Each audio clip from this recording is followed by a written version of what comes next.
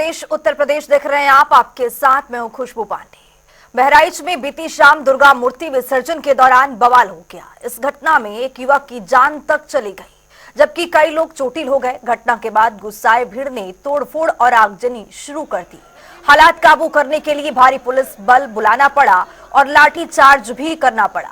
फिलहाल एसपी वृंदा शुक्ला ने लापरवाही बरतने के आरोप में हरदी थाने के एसएचओ और महसी के चौकी के इंचार्ज को सस्पेंड कर दिया है। वहीं खुद सीएम योगी ने मामले का संज्ञान ले लिया है। दरअसल 13 अक्टूबर की शाम बहराइच के महसी तहसील के हरदी क्षेत्र के महाराजगंज कस्बे में समुदाय विशेष के मोहल्ले से दुर्गा मूर्ति विसर्जन यात्रा निकल रही थी। आरोप है किसी दौरान डीजे बजाने को लेकर दो समुदायों में कहासुनी हुई। फिर देखते ही देखते ये कहासुनी हिंसक झड़प में बदल गई। कुछ लोगों ने छतों से पथराव शुरू कर दिया। विरोध करने पर फायरिंग शुरू कर दी गई, जिसमें राम गोपाल मिश्रा नामक युवक को गोली लग गई है। घटना में करीब 15 से अधिक लोग जख्मी भी हो गए हैं।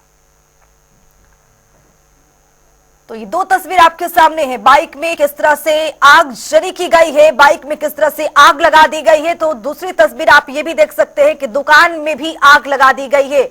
तो हिंसक झड़प भी देखने को मिला है। थानेदार चौकी इंचार्ज को सस्पेंड कर दिया गया है। लेकिन जिस तरह से दुर्गा विसर्जन के दौरान ये हिंसक झड़प देखने को मिली है, पथराव की खबर सामने आई, उसके बाद से दो गुटों में झड़प हो जाती है और फिर ये जो पूरा मामला है, जो ये पूरा मुद्दा है, वो आगजनी के रूप में तब्दील हो जाता है। तस्वीरें आपके सामने है। किसी के घर में आग लगा दी गई तो कहीं बाइक में आगजनी कर दी गई, दुकान में तोड़फोड़ की गई। दो तस्वीर आपके सामने है। इस पूरे मामले की जो गवाही पेश करता हुआ दिख रहा है। कानून से किसी को भी खिलवाड़ करने की इजाजत नहीं है। जो भी दोषी होगा, जांच चल रही है, कड़ी कार्रवाई होगी। परिस्थिति सामान्य है और दोषियों की पहचान की जा रही है। मुख्यमंत्री ने भी सख्त निर्देश दिए हैं और जो पुलिस वाले उनके ऊपर भी कुछ कहा है। है। जो भी मतलब अगर अनुशासन का पालन करने में, पालन करवाने में यदि पुलिस के अधिकारी कर्मचारियों पर भी लापरवाही पाई गई तो उन पर भी कड़ी कार्रवाई। देखिए, पहले तो मैं घटना की निंदा करता हूं और निश्चित रूप से इसमें जो दोषी उनके ऊपर कार्रवाई होनी चाहिए। मैं मुख्यमंत्री जी को धन्यवाद दूंगा कि ऐसे मामले में को सीधे संज्ञान लेते हैं और तत्काल कार्रवाई के लिए निर्देशित करते हैं और जांच में जो दोषी पाया जाता है वो कितनों रसूखदार उसके खिलाफ कार्रवाई और ऐसी घटनाएं आगे न घटना उस पर भी कदम उठाएगा और निश्चित रूप से दोषियों पर कड़ी कार्रवाई होगी। और ये तो अब हम भारतीयों को समझना चाहिए कि जिस एक विशेष वर्ग को संरक्षण देने वाली जो पार्टियाँ हैं वो किस तरीके से उनके साथ बयान जारी करें। ये आखिर क्यों है कि आखिर हम शांतिपूर्वक जो त्यौहार मनाया जाता है, कभी हम उनके त्यौहार में अशांति फैलाते हैं। तो अगर इस त्योहारों में अशांति फैलाने वाले लोगों का संरक्षण देते हैं तो उसका जवाब उन्हें देना चाहिए। कि उत्तर प्रदेश में जिस तरीके से कानून व्यवस्था को लेकर सवाल है वो बड़ा सवाल है। बहराइच की घटना में जो प्रशासन है उसकी कहीं ना कहीं कमी नजर आई। इतनी बड़ी घटना हो गई, पुलिस का फेलियर था, इंटेलिजेंस का फेलियर था ये। और बहराइच की घटना हो या गाजियाबाद में जिस तरीके का तनाव का माहौल है वो भी किसी से छुपा हुआ नहीं है। आखिर उत्तर प्रदेश सरकार की जिम्मेदारी क्या है? लोग सुरक्षित रहे, लोग अपना त्यौहार सुरक्षित तरह से मनाएं, लोगों को सुरक्षा देना। लेकिन भारतीय जनता पार्टी की सरकार लोगों को सुरक्षा देने में, अच्छा माहौल देने में पूरी तरीके से विफल रही है। बहराइच की घटना वो दुखद है, उसमें एक व्यक्ति की मौत हुई है, वो दुखद है। तो समाजवादी पार्टी समझती है कि उत्तर प्रदेश में लॉ एंड ऑर्डर की जो समस्या है वो बनी हुई है और भारतीय जनता पार्टी की सरकार को लॉ एंड ऑर्डर पे काम करने का। देखिए, पूरे प्रदेश में मैं पहले से कह रहा हूँ जंगल राज कायम है। वहां पर गोली चली। बनारस में 481 साल पुराने भरत मिलाप में राम भक्तों पर इस सरकार ने लाठी चलवाई। सर, मुख्यमंत्री योगी आदित्यनाथ कह रहे हैं तो सुरेश्वर सिंह विधायक हमारे साथ इसी खबर पर जुड़ चुके हैं।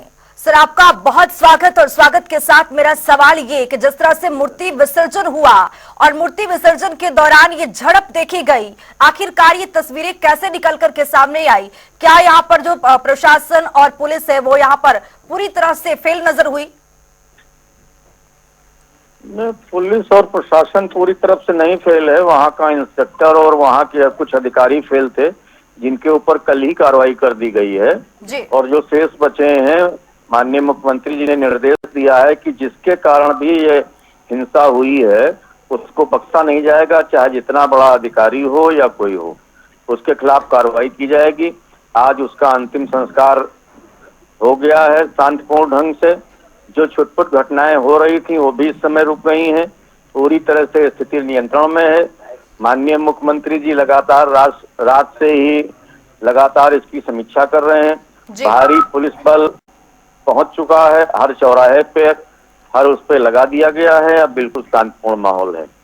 सुरेश्वर सिंह जी, लेकिन एक व्यक्ति की इसमें जान चली गई है। दुर्गा पूजा के समय से ही ये झड़प की कहीं कुछ जगहों से तस्वीरें निकल करके आ रही थी। उत्तर प्रदेश के कोई एक जगह की ये तस्वीरें नहीं है, कई जगह की सर तस्वीरें ऐसी सामने आ रही थी कि झड़प चल रही है, कभी पथराव हो रहा है। तो ऐसे में तो पुलिस प्रशासन को थोड़ा अलर्ट रहना ही था। नहीं तो अलर्ट नहीं रहे तो इसी के कारण से तो उनके विरुद्ध कार्रवाई हो गई। कल ही तत्काल हो गई कार्रवाई उनके विरुद्ध। उन्हीं के जिसके हीला हवाली से ये घटनाएं हुई हैं उनके विरुद्ध तो कार्रवाई कल ही कर दी गई जी। और जो भी अब चिन्हित होगा उसके खिलाफ कार्रवाई की जाएगी। माननीय मुख्यमंत्री जी ने कहा है कि सबको संरक्षण देना हमारा काम है और जो दोषी हैं उनके खिलाफ कड़ी कार्रवाई होगी। सुरेश्वर सिंह जी, यहाँ पर जो विपक्ष है वो भी हमलावर है। अजय राय ये कहते हुए नजर आए कि उत्तर प्रदेश तो जंगल राज हो चुका है, यहाँ पर कोई भी आता है और किसी का गला रेत कर या फिर कहे पथराव करके किसी भी तरह से जान लेकर के चला जाता है। क्या उनका ये बयान इस मौके पर किस तरह से देखा जाए, उनके इस बयान को? नहीं, इस मौके पे, इस तरह के संवेदनशील मौके पे इस तरह की राजनीति नहीं होनी चाहिए। चाहे कांग्रेस के प्रदेश अध्यक्ष अजय राय जी हों, चाहे जो लोग हों, ऐसे मौके पर दोनों पक्षों को सौहार्द बना करके रहना चाहिए और पहले शांत व्यवस्था होनी चाहिए, फिर जो जिम्मेदार हैं इसके लिए उनके विरुद्ध कड़ी कार्रवाई होनी चाहिए। सुरेश्वर सिंह जी, मेरा अंतिम सवाल ये कि योगी सरकार कड़ी सुरक्षा और इन मामलों को लेकर के जानी जाती है, लेकिन जब इस तरह के उत्तर प्रदेश में कई जगह से तस्वीरें सामने आती है तो सरकार पर सीधे सीधे सवाल खड़ा होने लगता है। इस पर आपका प्रतिक्रिया? नहीं, योगी जी के राज में आप किसी भी सरकार से तुलना कर सकते हैं कि योगी जी के राज में और लोगों के राज में कितने दंगे हुए हैं, वो ना के बराबर योगी जी के राज में होगा। जीरो टॉलरेंस है योगी जी के राज में। अब जिसकी नादानी से या जिसके उसमें ये घटनाएं हुई हैं उनके विरुद्ध कार्रवाई भी हुई है और लगातार अभी जो लोग चिन्हित किए जाएंगे उनके विरुद्ध कार्रवाई होगी, कड़ी से कड़ी कार्रवाई होगी। तो क्या लगता है कि सरकार की यहाँ पर थोड़ी बहुत चूक हो गई है पुलिस प्रशासन की वजह से, जिसकी वजह से ये जान चली गई है उस व्यक्ति की? नहीं, सरकार की वजह से नहीं गई है, लेकिन जिनके वजह से चूक हुई है उसके लिए तो माननीय मुख्यमंत्री जी ने पहले ही कह दिया है कि उनके विरुद्ध कड़ी कार्रवाई की जाएगी। बहुत शुक्रिया। ये कुछ लोगों के खिलाफ। जी, बहुत शुक्रिया सुरेश्वर सिंह जी, तमाम जानकारी के साथ जनता टीवी पर जुड़ने के लिए और अपने सरकार का पक्ष रखने के लिए। तो तस्वीरें आपके सामने है, तस्वीरों से आप अंदाजा लगा सकते हैं कि किस तरह का माहौल होगा और किस तरह से झड़प की तस्वीरें जब सामने आती है तो पुलिस प्रशासन भी पूरी तरह से अलर्ट हो जाता है। थानेदार चौकी इंचार्ज को हालांकि बाद में सस्पेंड कर दिया जाता है, लेकिन गोलीकांड के मुख्य आरोपी के खिलाफ मुकदमा भी दर्ज कर लिया गया है। लेकिन इससे पहले की तस्वीरें आपको बता दें कि यहाँ पर एक झड़प की तस्वीरें भी सामने आई, जिससे जो पूरा मामला था वो पथराव और आपको बता दें कि आगजनी में तब्दील होता गया। इस पे उत्तर प्रदेश के मुख्यमंत्री जी ने बहुत कड़ाई के साथ कहा है कि जिन लोगों ने भी माहौल बिगाड़ने की कोशिश की उन्हें बख्शा नहीं जाएगा। मगर एक बात और गंभीरता से सोचिए कि ये किसकी ताकत बढ़ गई है जो पिछले कुछ समय से इस ढंग की घटनाएं देश में बढ़ गई हैं। ये मैं देश के विचार के लिए सोचता हूं। जो लोग कहते थे ना कि पिछले कुछ महीने से कुछ ताकत बढ़ गई, कुछ शक्तियों की, ये कौन सी शक्तियां थी जिनकी ताकत बढ़ी है? ये कौन सी शक्तियां हैं जो भारत को कमजोर करना चाहती हैं? आर्थिक आधार पर भी, सामाजिक आधार पर भी, सांस्कृतिक आधार पर भी। ये सब कहीं ना कहीं उन्हीं शक्तियों के टूल बने हुए हैं जो ये घटनाएं हैं। और फिर मैं दर्शकों से कह रहा हूं, मैं सारे देश से अब विचार करने के लिए कह रहा हूं कि पिछले 4 महीने में ऐसी घटनाएं क्यों हो रही हैं। कहीं कोई ईमेल आ जाता है कि ऐसा कुछ होने वाला है, कहीं पर रेल की पटरियों के ऊपर कुछ हो रहा है, कहीं पथराव हो रहा है। इनको अलग अलग घटनाओं के रूप में मत देखिए, इन्हें समेकित रूप में, इंटीग्रेटेड फॉर्म में देखिए, तो भारत के खिलाफ होने वाले षड्यंत्र को आप बेहतर समझ सकेंगे। तो यूपी उपचुनाव को लेकर सभी राजनीतिक पार्टियों में हलचल तेज हो गई है। लखनऊ में कैबिनेट मंत्री संजय निषाद ने इस उपचुनाव में सभी 10 सीटें जीतने का भी दावा किया है। देखिए, आज हैं कैबिनेट मंत्री और जिनसे मैं जानना चाहूंगा उपचुनाव है प्रदेश में, सर आपकी क्या रणनीति? रणनीति है कि हम एनडीए के साथ थे, हैं, आगे भी रहेंगे और 10 सीट पर एनडीए का प्रत्याशी जीता, उसके लिए टीम काम कर रही है। और अभी भारतीय जनता पार्टी की बैठक थी कल, अभी एनडीए की बैठक होगी, अभी उत्तर प्रदेश में होगी, फिर दिल्ली में होगी, उसके बाद बेहतर और निश्चित रूप से आज मतलब निषादों का हक है वो मिलेगा। अब भारतीय जनता पार्टी देगी। आपकी क्या 2 सीटों की डिमांड है? पहले से भारतीय जनता पार्टी का परंपरा रहा, जो सीटें जो लड़ा उसको देते रहे हैं और चर्चा होगी, यहाँ उत्तर प्रदेश में होगी, दिल्ली में होगी, जो चर्चा में आएगा उस पर आगे काम होगा। आज सीएम से भी आपने मुलाकात की, उसका क्या असर है? उससे पहले भी, क्योंकि सीएम साहब से पहले भी टाइम ले रखा था, क्योंकि 47 दिनों के दौरे पर मैंने आया था, तो जिलों की प्रगति, विभाग की प्रगति का रिपोर्ट देना था। और मेरे अभिभावक हैं और गार्जियन मार्गदर्शक हैं, उनकी माताजी की तबीयत खराब था, उसी मुख्य रूप से मैं उसी हालचाल के लिए गया था। मेरा अंतिम सवाल आपसे यह है कि इन उपचुनाव में आपको क्या उम्मीद है कि एनडीए का प्रदर्शन कैसा रहेगा?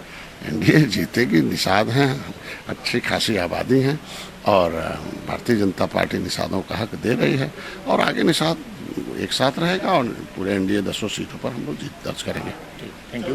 तो इधर संजय निषाद, इनका सीधे से कहना है कि एनडीए उपचुनाव में 10 सीटें जीतेगी और जहां तक उनकी बात है वो अभी 2 सीटों की डिमांड करेंगे और जल्द ही जो है जिस एनडीए की बैठक होगी उसमें मुद्दा रखेंगे और उसके बाद ये पता चले उन्हें कितनी सीटें मिलती हैं। लेकिन इतना जरूर है कि उन्होंने कहा मैं हतोत्साहित नहीं हूँ, मेरे साथ पूरा उत्साह है और एनडीए के साथ तो पूरे रूप से जोरदार लड़ाई लड़ेंगे। कैमरा पर्सन आशीष के साथ टीएन मिश्रा, जनता टीवी, लखनऊ। बुलेटिन में आगे बढ़ेंगे। एक बड़ी जानकारी मिल रही है, उससे आपको रूबरू कराएंगे। लखनऊ से ये बड़ी जानकारी मिल रही है, अमन गौतम की पुलिस हिरासत में। अमन की मौत ने राजनीतिक रंग ले लिया है। बताते चले आपको कि यूपी कांग्रेस अध्यक्ष अजय राय अमन के घर पहुंचे हैं। अमन के परिवार वालों से मुलाकात करने के लिए अजय राय पहुंचे हुए हैं। पुलिस हिरासत में अमन गौतम की मौत हो चुकी है, बड़ी जानकारी आपको दे रहे हैं। तो अमन की मौत ने राजनीतिक रूप ले लिया है। यूपी कांग्रेस अध्यक्ष अजय राय पहुंचे हैं अमन गौतम के घर। अमन गौतम के परिवार वालों से मुलाकात करने के लिए पहुंचे हुए हैं। पुलिस हिरासत में अमन गौतम की मौत हुई थी। तो अजय राय परिवार वालों से मुलाकात करते हुए, बातचीत करते हुए नजर आ रहे हैं। अमन की मौत ने राजनीतिक रंग भी ले लिया है। लखनऊ से आपको ये बड़ी जानकारी दे रहे हैं। यूपी कांग्रेस अध्यक्ष अजय राय अमन के घर पहुंचे हुए, मुलाकात कर रहे, बातचीत करते हुए नजर आ रहे हैं। अमन गौतम के घर पहुंचे हैं, परिजनों से मुलाकात किया है और जिस तरीके से ये पूरा मामला राजनीतिक टूल लेता जा रहा है, अलग अलग राजनीतिक दलों के नेता लगातार परिजनों के पास पहुंच रहे हैं, उनकी समस्याएं को, उनके फरियाद को सुन रहे हैं और उनके साथ खड़े दिखाई दे रहे हैं। इस समय अजय राय अमन गौतम के घर के बाहर है, आप साफ तौर पर देख सकते हैं, मीडिया से बातचीत कर रहे हैं। और जिस तरीके से शुक्रवार देर रात का यह मामला था, बताया जा रहा है कि पुलिस अभिरक्षा में उस युवक अमन की मौत हुई थी। कल से यहाँ पे राजनीतिक दलों के लोगों का तांता लगा हुआ है, लोग आ रहे हैं, लोग बातचीत कर रहे हैं, परिवार से मिल रहे हैं और साफ तौर पे आज कांग्रेस जो देश की सबसे पुरानी राजनीतिक पार्टी है, उनके प्रदेश अध्यक्ष है वो अमन गौतम जो मृतक है उनके परिजनों से मिले हैं, उनको ढांढस बताया है, शोक संवेदना व्यक्त प्रकट की है और साथ ही साथ न्याय की भी मांग की है। तो आपको बताते चले कि लखनऊ में पासपोर्ट सेवा केंद्र में सैकड़ों लोगों की लंबी लाइनें लगी हुई है। इसका कारण है सर्वर का ठप हो जाना और आए दिन ही ऐसी समस्या देखने को मिलती है। इस रिपोर्ट के जरिए देखिए। लखनऊ का पासपोर्ट सेवा केंद्र है, अभी 1 महीने पहले जो है टीसीएस ने अपना सॉफ्टवेयर अपडेट किया और उसके बाद से अभी तक समस्या समाधान नहीं हो पाई है। आए दिन सर्वर ठप हो जाता है, बंद हो जाता है।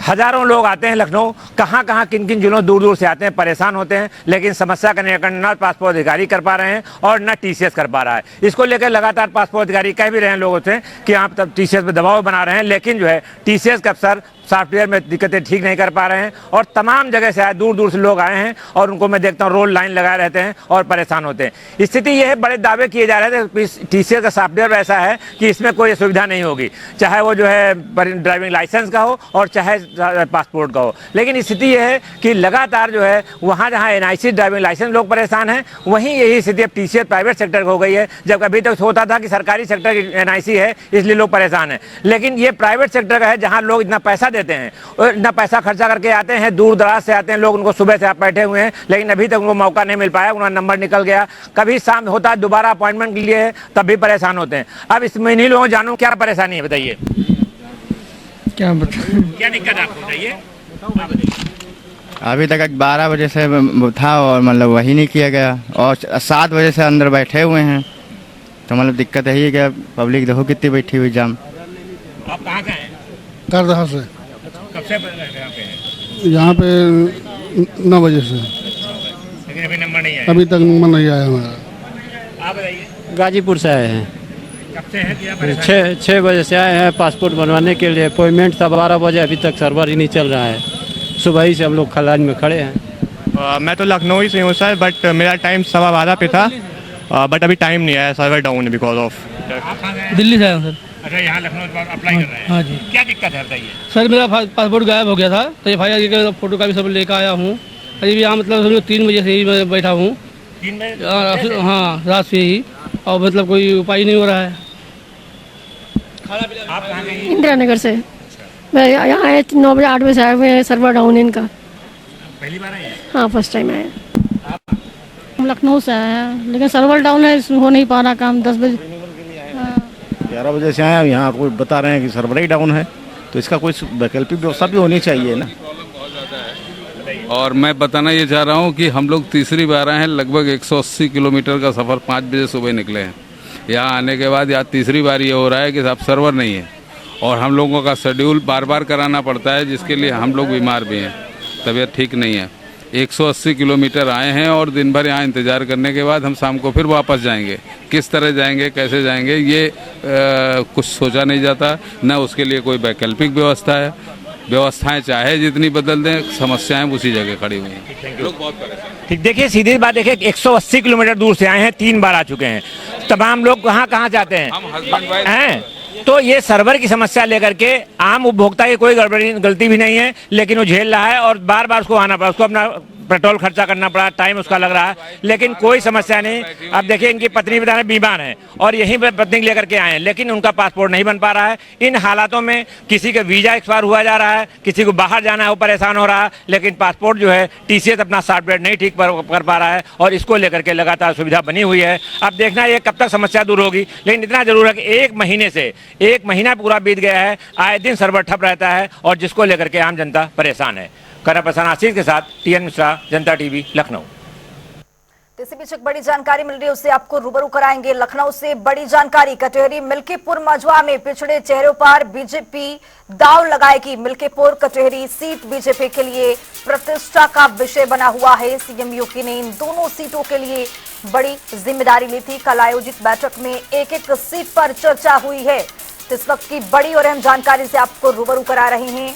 जातीय समीकरण और मौजूदा मुद्दों पर चर्चा हुई है। केंद्रीय नेतृत्व को 10 में से 9 सीटें जीतने का भरोसा दिया है। तो पिछड़े चेहरों पर बीजेपी दांव लगाएगी। विधानसभा के 10 सीटों पर उपचुनाव है, और इस 10 सीटों पर उपचुनाव को लेकर सभी पार्टियां अपनी दमखम झोंक रही हैं। लेकिन इसी कड़ी में बीजेपी भी पूरी दमखम के साथ इस मैदान में उतरना चाह रही है। और आपको बता दें कि CM योगी ने इसकी बड़ी जिम्मेदारी ली है कि सीट को किसी तरह से जीतना है। बुलेटिन में आगे बढ़ेंगे। पीड़ित सिपाही के इंसाफ के लिए बीजेपी MLC देवेंद्र प्रताप सिंह ने धरना दिया है। आपको बताते चले कि गोरखपुर में पिछले कुछ दिनों से डॉक्टर बनाम सिपाही का प्रकरण जोरों पर है। निजी अस्पताल चलाने वाले डॉक्टर और सिपाही में मारपीट हुई थी। सिपाही को बुरी तरह पीटने का वीडियो भी जमकर वायरल हुआ, जिसके बाद विधायक के साथ ही लोगों ने भी न्याय की मांग की है। डॉक्टर वर्सेस सिपाही प्रकरण अब पूरी तरीके से तूल पकड़ते जा रहा है। आपको बताते चलें कि तमाम संगठन के लोग अब सड़कों पर संग्राम करने लगे हैं, क्योंकि अभी तक कोई भी कार्रवाई नहीं हुई है। बीजेपी के वरिष्ठ नेता और MLC देवेंद्र प्रताप सिंह आज उपवास पर बैठ गए। आप देखेंगे तस्वीरों में पूरी तरीके से यहाँ समर्थकों के साथ वो 1 दिन के उपवास पर हैं, और पीड़ित सिपाही की पत्नी आप देखेंगे वो भी यहाँ पे उपवास में है, वो भी यहाँ पे उपवास पर बैठी हुई हैं। और साथ में जो उनके पति को न्याय नहीं मिल रहा है उसको लेकर पूरी तरीके से जो गोरखपुर के शहरवासी हैं यानी आम लोग हैं वो भी पूरी तरीके से आक्रोशित है और सड़कों पर अब संग्राम शुरू हो गया है। बात करेंगे एमएलसी देवेंद्र प्रताप सिंह से कि उनकी ही सरकार है और उनकी ही सरकार में गांधी जी की शरण में यहाँ पर उपवास पे बैठना पड़ रहा है। क्या कहेंगे सर, आपकी ही सरकार है और गांधी जी की शरण में आज आपको फिर आना पड़ा। देखिए, हमारे दो नेता हैं, आदरणीय प्रधानमंत्री मोदी जी, उनका निर्देश है कि जनप्रतिनिधि जन सरोकारों से जुड़े रहें और जनता की समस्याओं का समाधान कराएं। मुख्यमंत्री योगी जी रोजाना सड़कों पर अन्याय के खिलाफ धरना प्रदर्शन देते रहे। जो काम वो अधूरा छोड़ गए हैं उसी रास्ते को मैं पूरा कर रहा हूँ। अन्याय जनता के किसी भी वर्ग के साथ हो स्वीकार नहीं किया जा सकता। अन्याय हमेशा अन्याय है। जिंदाबाद जिंदाबाद जिंदाबाद जिंदाबाद। 3 सिपाही पंकज कुमार को डॉक्टर दंपति ने पीटा, उसने तहरीर दिया, कैंट पुलिस ने तहरीर नहीं लिखा, मुलायजा करा छोड़ दिया। 4 अक्टूबर को पंकज कुमार अपना आधार कार्ड और पर्चा लेने गया, डॉक्टर चैम्बर से देख लिया आता हुआ, बरामदे में खींचकर, वीडियो में दिखाई दे रहा है, पीट कर लहूलुहान कर दिया, जमीन पर गिरा दिया और डॉक्टर चैम्बर से निकला। उसके बाद तो राड से पीटा, लोहे की बेल्ट से पीटा, जूते से पीटा। उसकी बीवी कहीं मेरे कक्ष में ले चलो और नंगा करके पीटी। एक महिला में अगर ममत्व नहीं है, वात्सल्य का भाव नहीं है, तो महिला नहीं पूतना है। दोनों ने जो जघन्य अपराध किया उसके लिए पंकज की पत्नी ने भी तहरीर दिया, पंकज ने भी तहरीर दिया। उसकी एफआईआर दर्ज की जानी चाहिए।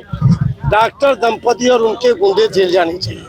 न्याय मिलने तक मैं पंकज कुमार की लड़ाई को लड़ूंगा, सदन से लेकर सड़क तक, न्यायालय से लेकर सुप्रीम कोर्ट तक। अब उनकी पत्नी है वहाँ, उनसे भी बात करेंगे। क्या कहेंगे, आपको अभी तक इंसाफ नहीं मिला है? जी, अभी तक हमको इंसाफ नहीं मिला है। जो भी हमारे लोग सपोर्ट में खड़े हैं, मैं उनसे, उनके वजह से हमें उम्मीद एक जग रही है कि हमको इंसाफ मिलेगा। अभी क्या हुआ, एसएसपी के पास गई थी आप, कुछ क्या उन्होंने आश्वासन दिया था? उन्होंने कुछ नहीं कहा, उन्होंने बस कहा कि जांच होने के बाद जो है कि हम आपका एक्शन आगे बढ़ाएंगे, एक्शन लिया जाएगा। सुभाष गुप्ता, जनता टीवी, गोरखपुर। तो बड़ी जानकारी मिल रही है, उससे आपको रूबरू कराएंगे। बड़ी जानकारी, बड़ा अपडेट आपके सामने। रामपुर की जौहर यूनिवर्सिटी को बड़ा झटका लगा है। एससी ने सरकार के फैसले को सही कहा है, तो जमीन लीज रद्द करने के फैसले को सही ठहराया है सुप्रीम कोर्ट ने। आजम खान ने मंत्री पद का दुरुपयोग किया है, ये सुप्रीम कोर्ट की ओर से कहा गया है। रामपुर की जौहर यूनिवर्सिटी को ये बड़ा झटका लगा है। सुप्रीम कोर्ट ने सरकार के फैसले को सही करार दिया है। फिलहाल इस बुलेटिन में अभी के लिए इतना ही। देश और दुनिया की तमाम खबरों के लिए बने रहिए जनता टीवी के साथ। नमस्कार।